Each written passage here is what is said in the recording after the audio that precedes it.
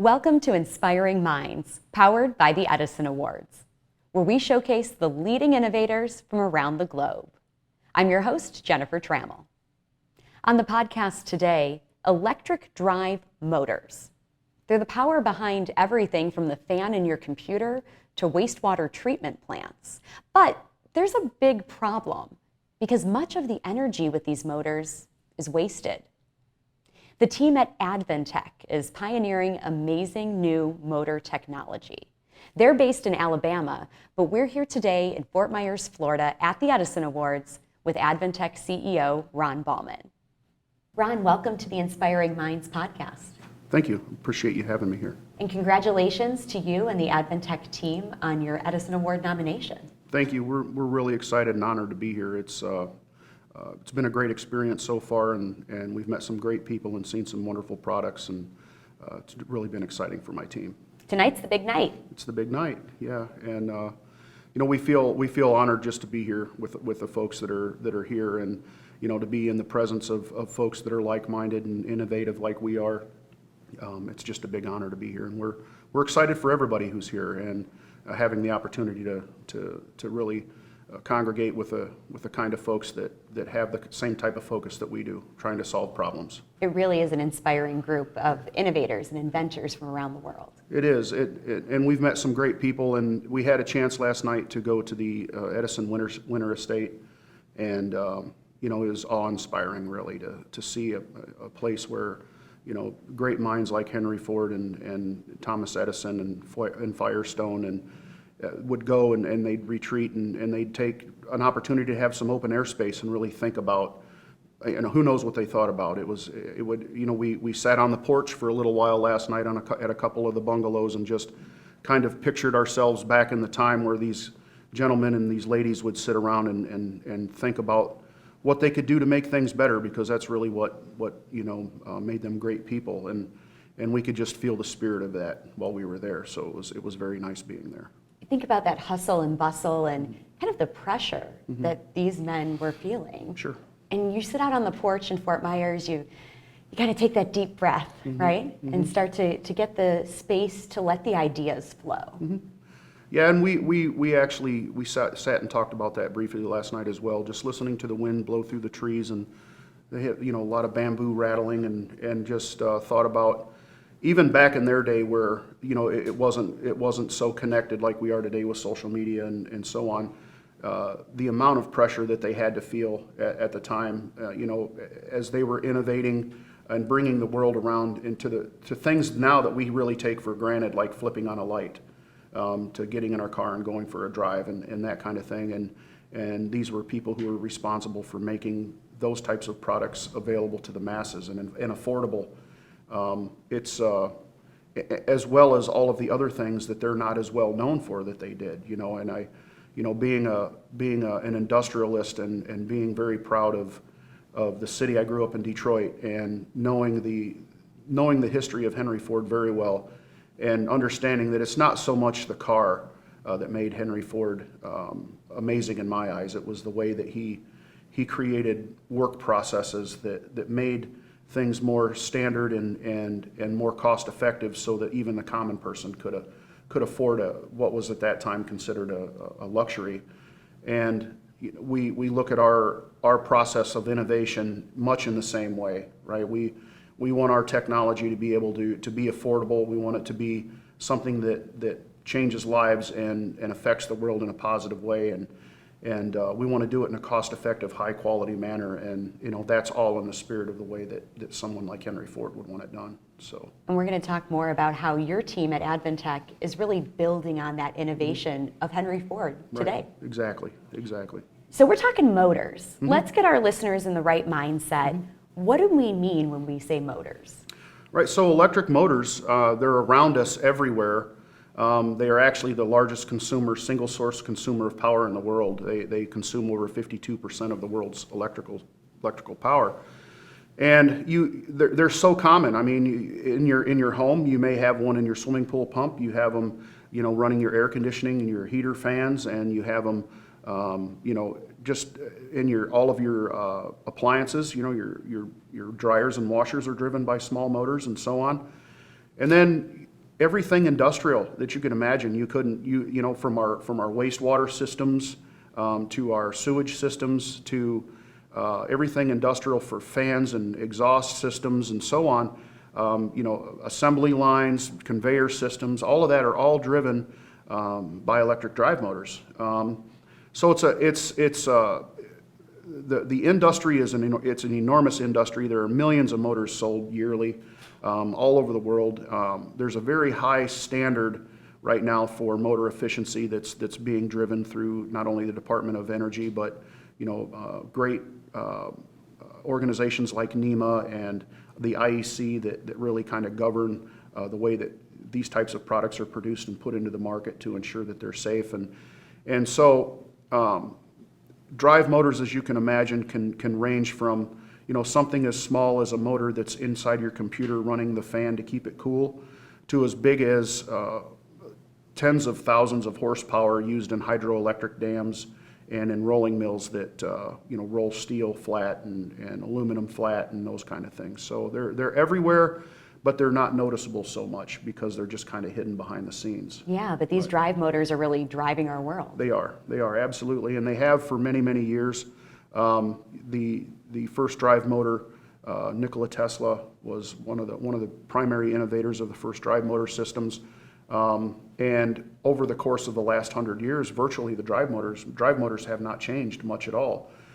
They found ways to make them more efficient slightly. They found ways of making them a little bit cheaper, you know, for raw materials and reducing the amount of core materials that need to be into, you know, there are a lot of precious metals that go into motors like magnets, and you know, there's aluminum and there's copper and so on, which can be very expensive. So, you know, finding ways to try to innovate in the way that they're manufactured to drive costs down, those kind of things have happened, and finding new ways of using drive motors instead of more expensive apparatus like something that's driven by steam or by gas or, you know, thermal generation, replacing those things with, and even our combustion engines now in our cars are being replaced by electric drive motors. If you drive an electric car, it has electric motor system in it. So even your vacuum cleaner that you clean your floor with, it has a small drive motor that creates a vacuum system. So, you know, they're everywhere. You just don't really notice them.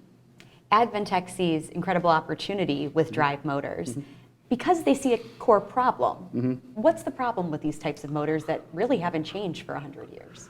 Right. So, you know, although great motor manufacturers have innovated and tried to find a way to make motors more efficient and try to reduce the amount of consumption, ultimately, the real root cause of waste in drive motors comes down to what's called power factor. And so ultimately how power factor works is, in order for electric to move, you have to have an equal part of active and reactive power. And it flows through your utility line into whatever's using the power. And in the case of an electric drive motor, it uses reactive and active power to create a magnetic field so that the magnet can chase the magnetic field and spin the rotor. Well, once the active power is used, the reactive power is just waste. It just lingers. And it'll actually leave the motor, and it will travel back into the utility or into the grid within the facility, and then ultimately back out to the utility. And it has to be scrubbed from the system, otherwise you have an imbalance of active and reactive power. So the power companies, the utilities, if you will, penalize many companies for having poor power factor.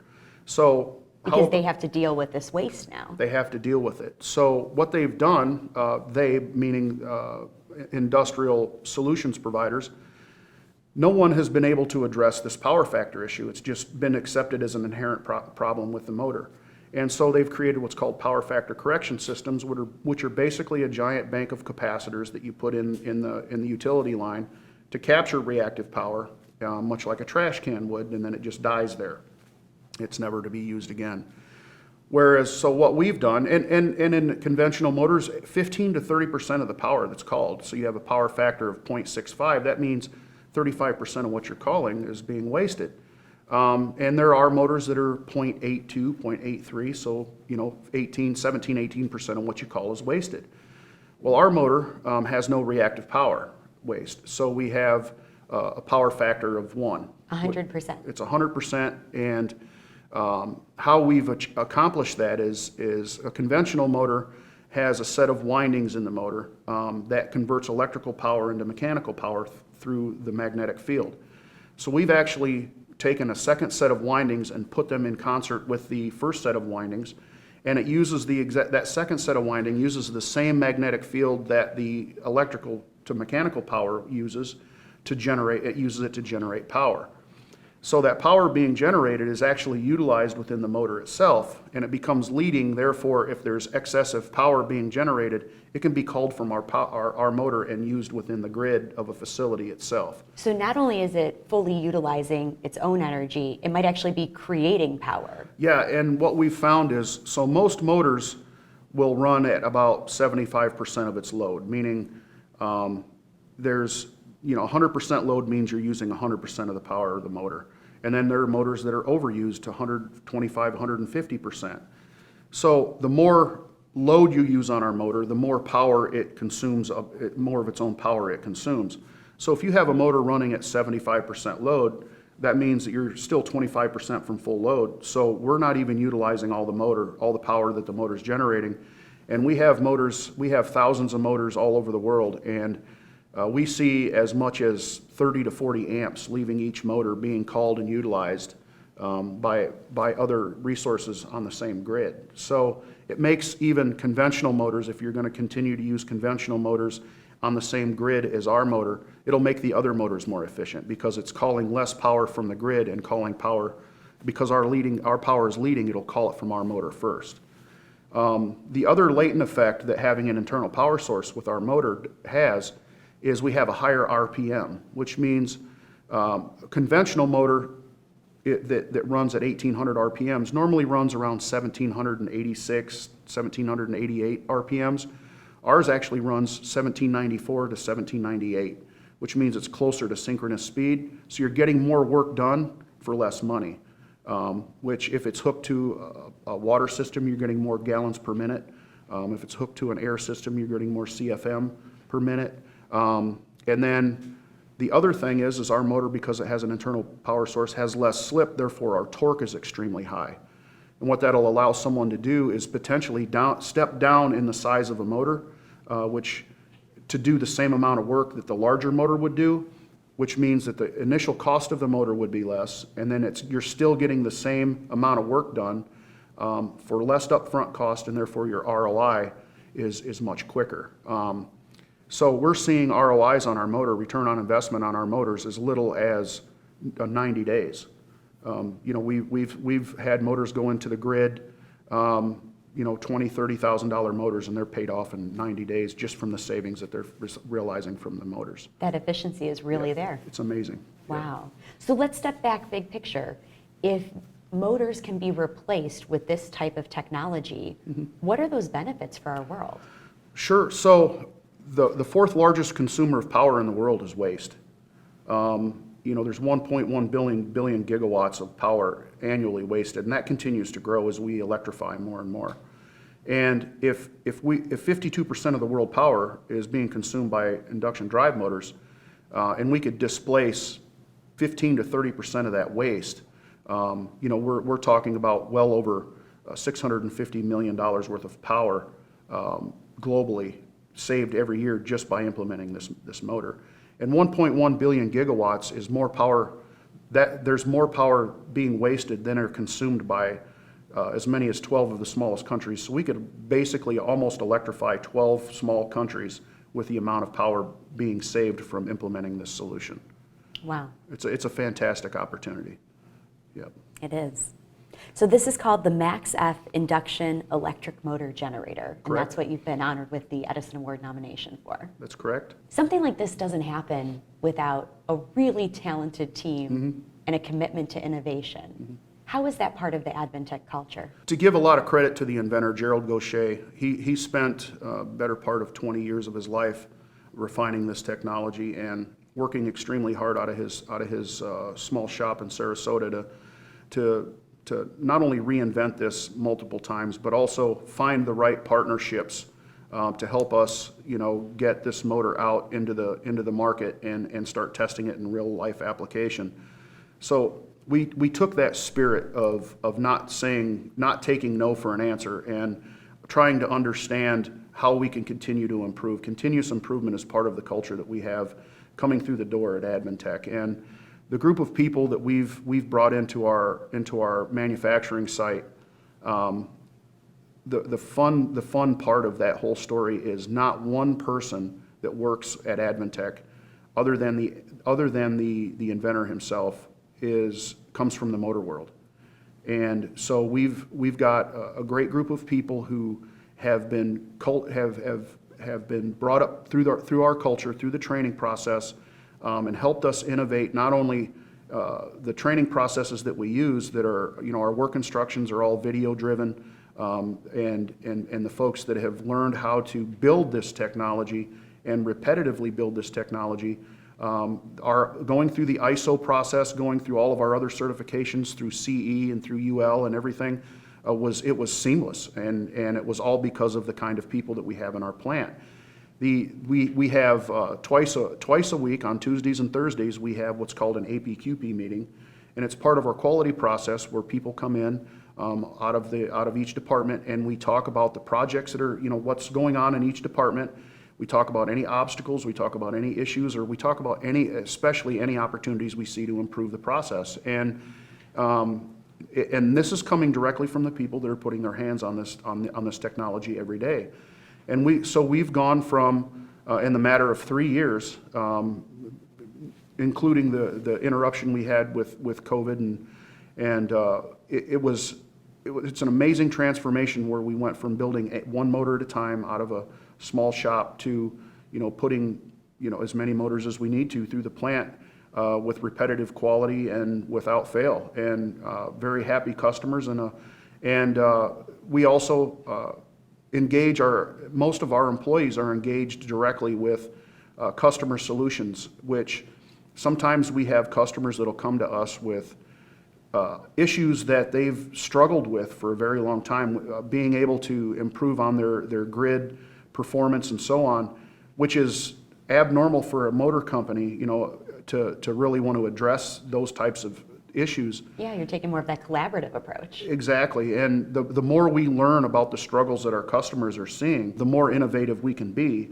and which has been the driving reason why we've innovated other technologies to work with, to collaborate with our customers and create solutions that are not just motor driven. It's all of the surrounding pieces and parts that they also struggle with, that we're trying to find solutions for, such as variable frequency drives, and how do you remotely monitor your systems for validation on ROI, and do predictive and preventive maintenance from a smart device, and those kind of things.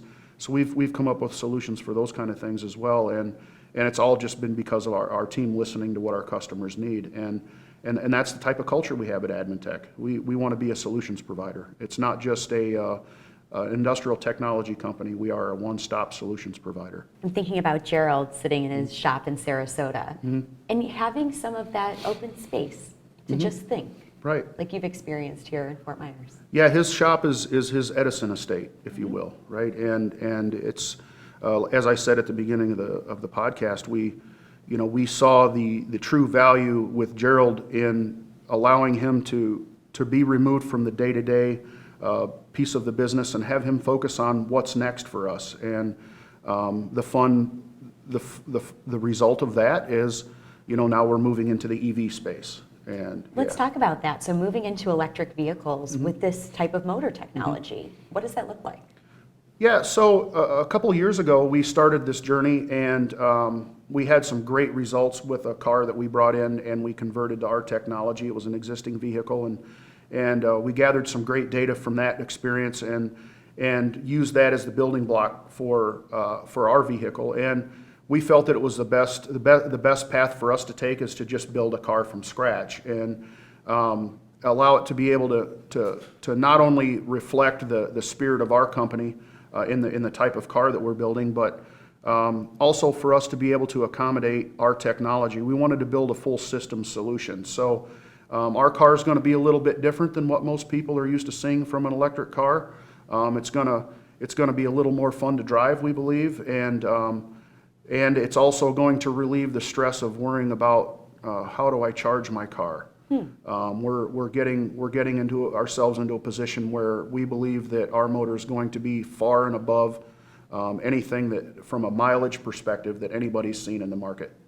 And we're really excited to get that launched. Our target for completion of the car is June of this year, and then we want to do a full unveiling at the Detroit Auto Show in September. Well, we'll look forward to that. That is really an exciting use of technology that could end up in our driveways. Right.